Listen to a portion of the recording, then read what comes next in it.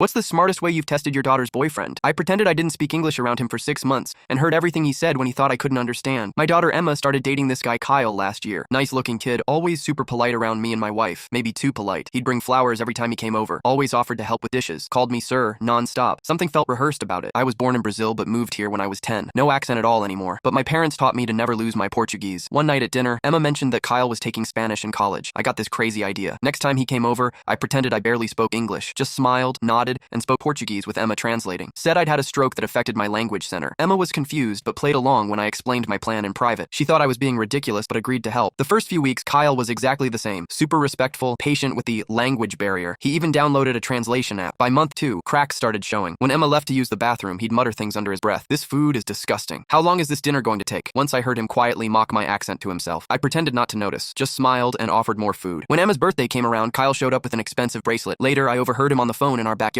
Yeah, I returned the cheap one and got the silver one instead. Her dad's loaded. Gotta look the part. That was interesting. I'm comfortable, but definitely not loaded. We live in a normal 3-bedroom house. I drive a 2016 Subaru. One Saturday, Emma had a shift at the hospital. She's in nursing school. Kyle came by anyway, said he left his charger. I let him in, still doing my broken English act. While I pretended to watch a Portuguese soccer game, he took pictures of our mail, our investment statements, even opened my desk drawer when he thought I wasn't looking. The next week, I accidentally left fake bank statements showing a negative balance and massive debt on the kitchen counter, just to see what would happen. 3 days later, Kyle told Emma he needed space and wasn't sure about their relationship. Said he wanted to find himself before getting serious with anyone. Emma was heartbroken but suspicious. She asked if my test had shown anything. I told her everything I'd heard. We waited to see if Kyle would come back once the fake bank statements disappeared. Sure enough, 2 weeks later, he texted her saying he'd worked through his issues and wanted to try again. Emma invited him over for dinner. He brought the usual flowers, called me sir again. I served his favorite meal, the one he'd called disgusting behind my back. Halfway through dinner, Emma started speaking to me in perfect English. I responded the same way. Kyle froze with his fork halfway to his mouth. You speak English? He stammered, looking at me. I've spoken English for 35 years, I said. Almost as long as I've been able to spot guys who date my daughter for her money. The color drained from his face. Emma placed her phone on the table, playing a recording of him from last week. Once I'm in with her family, her dad can hook me up with one of his doctor friends. Then I'm set for life. He tried denying everything, said I misunderstood, that my English must not be good enough to understand context. Emma held up his phone. He'd left it unlocked when he went to the bathroom. And these texts to your friends about my rich family you plan to use? Am I misunderstanding those too? He grabbed his phone and stormed out, called Emma crazy, called me a sneaky old man. Emma cried that night, but told me the next morning she was grateful. 6 months of hurt is better than years of lies, Dad. Kyle's now dating the daughter of a car dealership owner. Emma's with a guy she met at nursing school. He brings homemade cookies instead of store-bought flowers and talks to me the same way whether Emma's in the room or not.